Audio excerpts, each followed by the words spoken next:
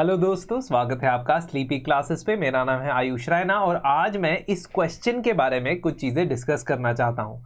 मैं इस क्वेश्चन को पढ़ूंगा और पढ़ने के बाद मैं चाहूँगा कि आप स्क्रीन को, वीडियो को पॉज करें।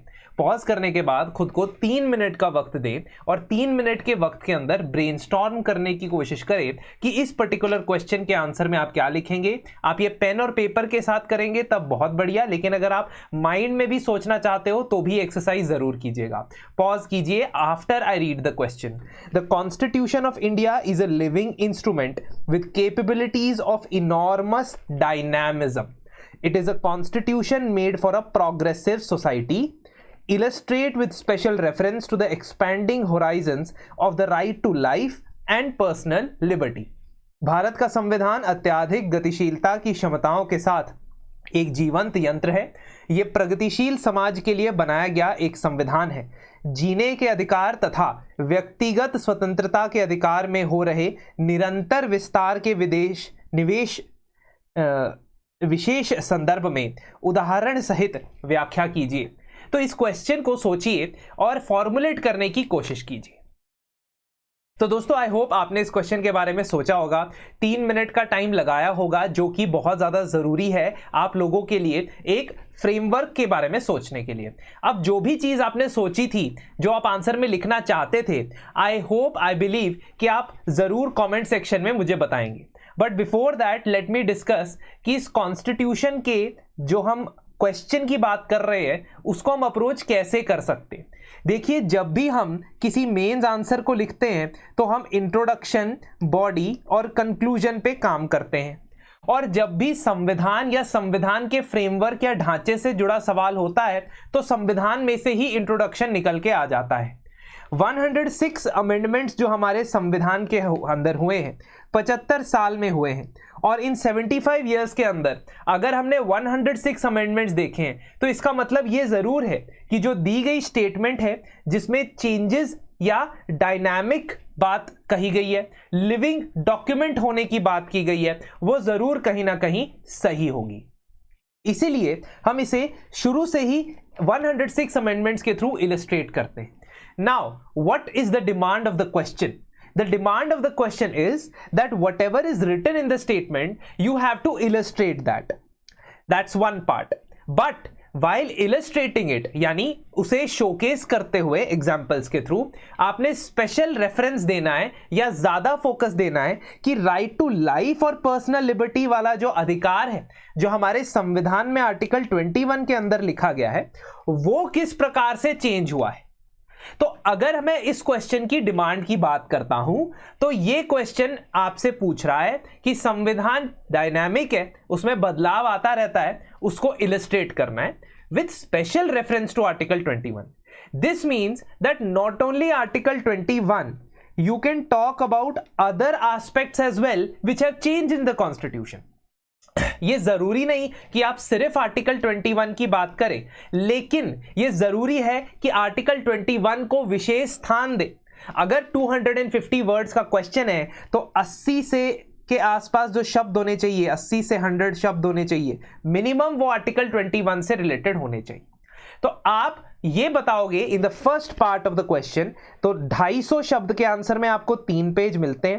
पहले पेज पे आपने 2 लाइन का इंट्रोडक्शन लिखा, उसके बाद आप डायरेक्टली बॉडी पे आए जिसमें आप बताओगे कि डायनेमिज्म कैसे कैसे देखी जाती है। नंबर 1, जुडिशरी के इंटरप्रिटेशंस के थ्रू। अब चाहे वो आर्टिकल 21 हो, चाहे वो आर्टिकल 15-16 हो, जिस भी हम संविधान के पार्ट की बात करते हैं उसमें डायनेमिज्म का एक सोर्स होता है जुडिशरी का इंटरप्रिटेशन। साथ साथ ही एग्जाम्पल भी देते जाओगे। सेकेंड इज कॉन्स्टिट्यूशन को अमेंड किया गया है समाज की डिमांड्स के हिसाब से। इसकी बेस्ट 2 एग्जाम्पल है। एग्जाम्पल नंबर 1 है the 61st constitutional amendment act, जिसने वोटिंग एज को 21 से 18 किया, रिड्यूस किया। और दूसरी बेस्ट एग्जांपल है पंचायती राज और म्युनिसिपैलिटीज को कॉन्स्टिट्यूशनल स्टेटस देने के लिए जो 73rd और 74th अमेंडमेंट आए। अब इससे समाज की रिक्वायरमेंट के हिसाब से किस प्रकार से कॉन्स्टिट्यूशन में बदलाव आता है उसकी एग्जांपल्स आती है। Same goes in social justice. Social justice के लिए आप रिजर्वेशन की बात कर सकते हो, नंबर 1। आप आर्टिकल 15 और आर्टिकल 16 के अंदर जो अदर बैकवर्ड क्लासेस की इंक्लूजन की बात की गई है, या 106th कॉन्स्टिट्यूशनल अमेंडमेंट एक्ट की बात कर सकते हो, जो कि लेटेस्ट। तो जब आप पॉइंट्स को कंपार्टमेंटलाइज करोगे, आप ये देखोगे कि संविधान में बहुत जगह पे बदलाव हुए हैं, not only in article 21 and it's scope. Fourth point which you can write is public interest litigation या पीआईएल। पीआईएल की वजह से बहुत ज्यादा डायनेमिज्म संविधान के अंदर देखा गया है। पीआईएल्स के थ्रू आर्टिकल 21 का स्कोप बहुत ज्यादा बढ़ा है। And then the next part will be dedicated completely to article 21।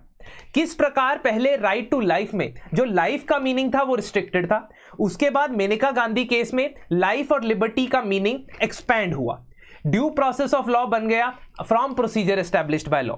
Then environmental legislations के थ्रू, सेकेंड पॉइंट इसमें आएगा, एनवायरमेंटल लेजिस्लेशंस के थ्रू किस प्रकार right to clean air and lately right against the adverse effect of climate change, ये भी संविधान में एक तरीके से ऐड हुआ, not by amendment but by judicial interpretation. Same goes for right to food, right to education, right to livelihood.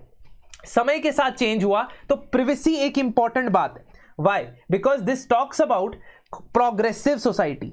एक progressive society वो सोसाइटी है जो दोनों इंडिविजुअल राइट्स को भी प्राथमिकता देती है, उसके साथ कम्युनिटी राइट्स को कुछ हद तक बैलेंस करने की कोशिश करती है। तो प्रिवेसी वाली जो जजमेंट है वो प्रोग्रेसिव सोसाइटी की निशानी है। Same goes for the judgement जहां पे होमोसेक्सुअलिटी को डिक्रिमिनलाइज किया गया। अब इसके बाद ये जो पार्ट है जिसमें आप प्री कंक्लूजन कहता हूं मैं इसको, प्री कंक्लूजन। हमेशा जब भी आप 250 शब्द के आंसर में कंक्लूजन लिखने वाले होते हैं तो आप हमेशा स्कोप सोचते हैं कि इसका मैं क्या प्री कंक्लूजन लिख सकता हूं। ये स्कोप आपके पास 10 मार्क्स के क्वेश्चन में नहीं होता है, क्योंकि उसके पास आपके पास 2 ही पेजेस होते हैं, 150 वर्ड्स होते हैं। There you can not insert random things. Random तो यहां पे भी नहीं इंसर्ट करोगे, लेकिन कम से कम कंक्लूजन करने से पहले आप 250 शब्द के आंसर में हमेशा प्री कंक्लूजन के बारे में सोच सकते हो। जैसे जो भी चीजें आपने अभी तक बताई वो संविधान के बारे में अच्छी अच्छी बातें थी, जो चेंजेस हुए वो बताए, लेकिन क्या आपको लगता है कि संविधान अभी भी प्रोग्रेसिव होने से थोड़ा सा पीछे है? क्या उसमें और भी कुछ चेंजेस देखे जा सकते हैं? फॉर एग्जाम्पल आप ये सजेस्ट कर सकते हो कि कुछ संस्थाएं जैसे कि NHRC, इनको कॉन्स्टिट्यूशनलाइज किया जा सकता है, या क्लैरिटी प्रोवाइड की जा सकती है कुछ पार्ट्स ऑफ द कॉन्स्टिट्यूशन में, specially the role of governor. तो ये समय के साथ साथ और भी बदल सकता है।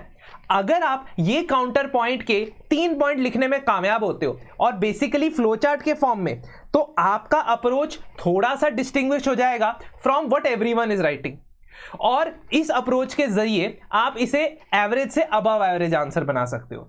वो मैं इसलिए कह रहा हूं कि ये एक इस प्रकार का क्वेश्चन है जिसको कोई भी सीरियस एस्पिरेंट जिसने मेंस के लिए पढ़ा है वो बेसिकली आंसर कर सकता है, और उसे भी वो सारी जजमेंट्स याद होंगी। लेकिन अगर आप एक काउंटर पॉइंट दे देते हो जो प्री कंक्लूजन की तरह आएगा, तो मुझे लगता है कि इस क्वेश्चन में आप एज ले सकते हो। कंक्लूजन इस क्वेश्चन का सिंपली ये होगा कि हमारे संविधान की कोर फिलॉसफी यही है कि वो डायनेमिक रहेगा, वो एक लिविंग इंस्ट्रूमेंट रहेगा, जैसा कि कॉन्स्टिट्यूशन मेकर्स ने स्कोप रखा था। इसीलिए change is the only constant as far as constitution is concern और the legal precepts are concern. ठीक है, तो कानून सोसाइटी को रिफ्लेक्ट करता है और सोसाइटी कानून के हिसाब से चलती।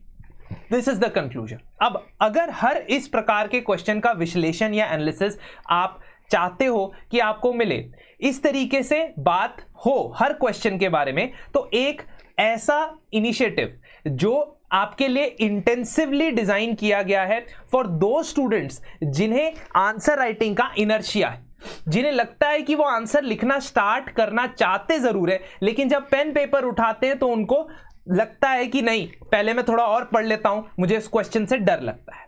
इस क्वेश्चंस का डर हटाने के लिए 50 डेज का इंटेंसिव आंसर राइटिंग प्रोग्राम आपके लिए हम लेके आ रहे हैं।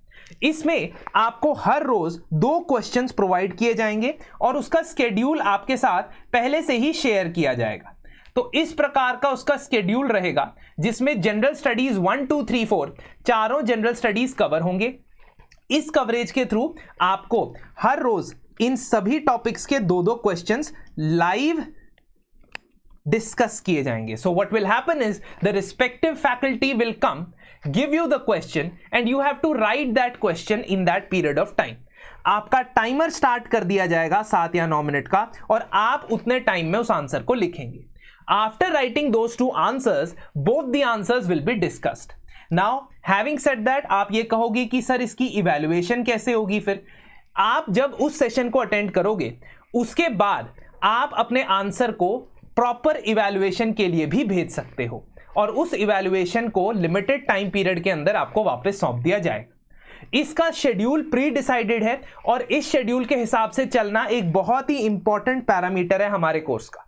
इसीलिए हम चाहते हैं कि जो भी स्टूडेंट्स इस कोर्स को अटेंड करें वो इसी शेड्यूल के हिसाब से अटेंड करें. इसका सिंपल रीजन ये है कि इनर्शिया तभी ब्रेक होगा जब आप अपने आप को डिफिकल्ट सिचुएशन में डालोगे. वॉलेंटरीली कई बार अपने आप को डिफिकल्ट सिचुएशन में डालना मुश्किल होता है, लेकिन अगर आपके ऊपर कंपल्शन है तो आप अपने आप को डिफिकल्ट सिचुएशन में डालोगे.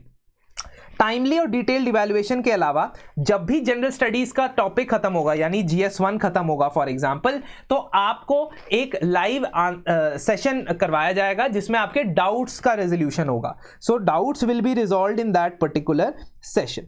मोर importantly, when I talk about this answers, आपको मॉडल आंसर्स तो मिलेंगे ही मिलेंगे, साथ ही जो डिस्कशन हो रहा है लाइव क्लास के दौरान डिस्कशन हो रहा है उससे आपको अप्रोचेस बताई जाएगी, जैसे मैंने इस क्वेश्चन की अप्रोच बताई. इस पर्टिकुलर कोर्स को एनरोल करने के लिए आपको 500 का डिस्काउंट भी मिल जाएगा. अगर आप चाहते हैं तो हमारी ईमेल आईडी और हमारे नंबर पे हमें कांटेक्ट कर सकते हैं. अदरवाइज यूट्यूब पे हमारे इनिशिएटिव्स आप लोगों के साथ, आप लोगों की मदद में चलते रहेंगे. और मोर इंपॉर्टेंटली, ये जो इनिशिएटिव है 2025 के लिए जो बच्चे प्लान कर रहे हैं उनको ज्यादा फोकस करके बनाया गया है. तो इस प्रकार से आपको इनर्शिया से आगे बढ़ना एक तरीके से हमारी ये मुहिम है. आप चाहें तो इसमें ज्वाइन कर सकते हैं. अगली बार तक के लिए नमस्कार.